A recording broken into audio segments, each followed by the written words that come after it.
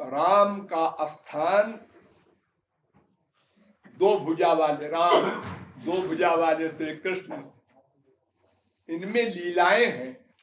इन्होंने अवतार में लीलाएं की, इसलिए इनसे प्यार करने में जल्दी हमारा मन लग जाएगा इनमें। और विष्णु जो है चार भुजा वाले, उनकी लीला नहीं है, वो खाली वैकुंठ में चार भुजा से रहते हैं, उनका अवतार नहीं होता। इसलिए जो लीला मर्यादा की है वो राम की है, और जो रस की लीला है माधुर्य की वो श्री कृष्ण की है।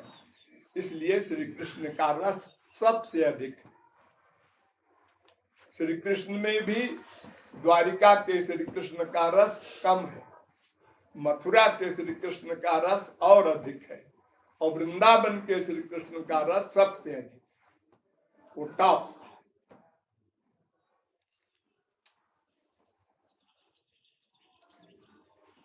जिस अवतार में भगवान अपनी भगवत्ता भूल जाए और जीव अपनी अल्पज्ञता भूल जाए,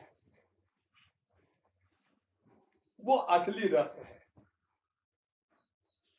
सखा लोग ठाकुर जी को घोड़ा बनाते, गोपियां ठाकुर जी को जरा सी छाछ देने के बहाने नचाती थी। ये सबसे ऊंचा रस। और द्वारिका में तो राजा महाराजा बन के बैठे थे। हमको आप लोग जब जगत गुरु के रूप में देखते हैं, ऊंचे सिंहासन पर बैठकर लेक्चर देते हुए, तो आपको डर लगता है, थोड़ा संकोच होता है।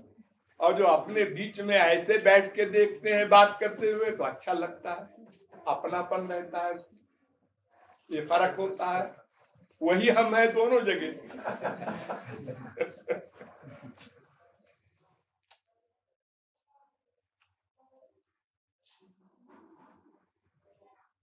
ये जो आस्था और संस्कार पर लेक्चर सुनते हैं लोग, तो फोन करते हैं, क्या महाराज जी बात कर सकते हैं हमसे? इतने डरे हुए हैं।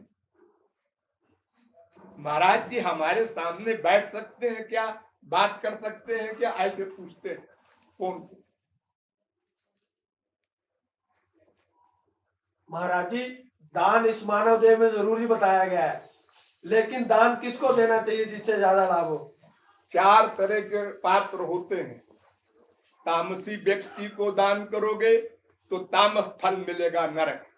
राजसी व्यक्ति को दान करोगे तो मृत्युलोक मिलेगा, संसार का वैभव।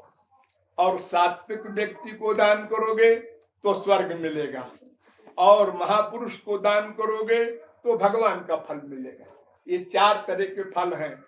अब आप इस दूसरा सवाल करेंगे कि हमें क्या मालूम कौन तामसी है, कौन राजसी है, कौन सात्विक है, कौन महापुरुष है। तो ये जिम्मेदारी तुम्हारे ऊपर है, तुमको मालूम होना चाहिए, प्रयत्न करना चाहिए मालूम करने का।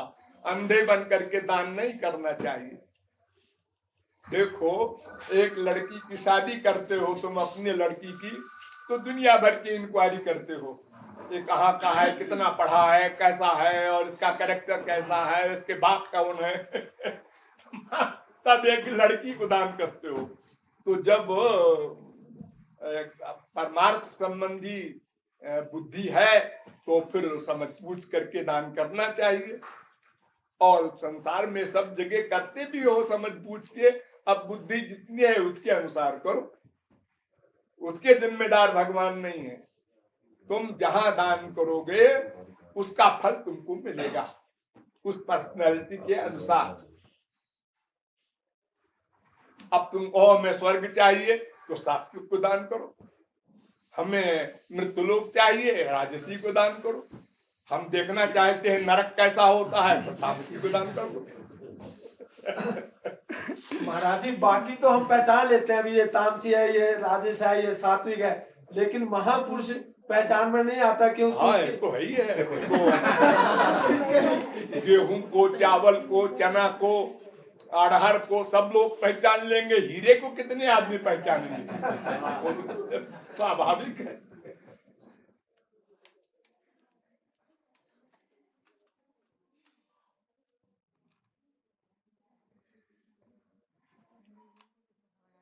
दान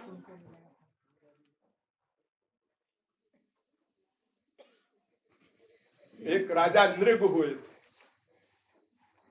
बहुत दान करते थे, करोड़ों गायों का दान किया,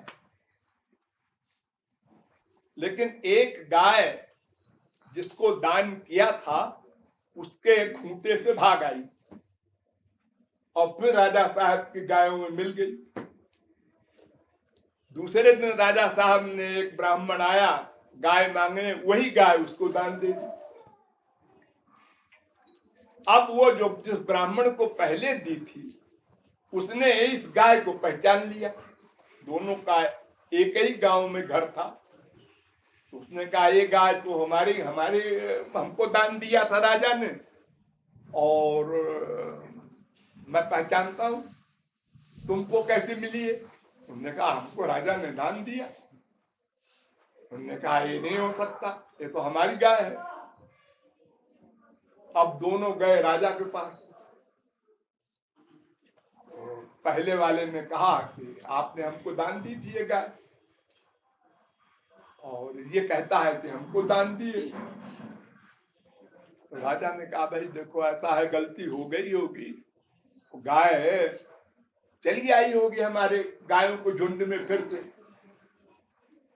तो हमको नहीं मालूम था, हमने दान दे दिया तुमको दोबारा। तो भाई इसी ब्राह्मण को दे दो, तुमको दूसरी गाय दे देते हैं, 10-20 गाय ले लो।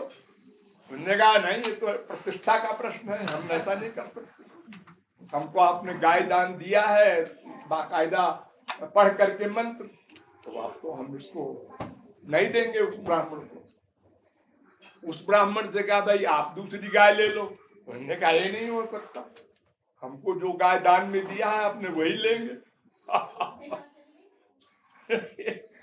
कोई तैयार नहीं हुआ। तो राजा ने फिर फैसला कर दिया कि पहले ब्राह्मण को गाय दे दो, क्योंकि ये तो भूल हो गई कि ये दोबारा आ गई ये गाय, कायदे से तो उसी की गाय है। तो दूसरे ब्राह्मण ने शाप दे दिया कि जा तू गिरगिट हो जा। उन्हें दान दे करके और बाद में वापस लेने की बात की, गिरगिट हो गए। और फिर कृष्णावतार में उद्धार किया। तो ये दान हो चाहे यज्ञ हो, इसमें बड़े बड़े नियम होते हैं, नियम का उल्लंघन करने पर दंड मिलता है। खाली भगवान और महापुरुष के यहाँ दंड नहीं है, वहां श्रद्धा से अश्रद्धा से जैसे भी करो सब ठीक। उनके यहाँ गुस्सा नहीं है, दंड नहीं देते वो लोग दोनों। और बाकी देवता लोग या मनुष्य लोग, इनके यहाँ तो दंड विधान है। यहाँ घपड़ सपड़ नहीं चलेगा।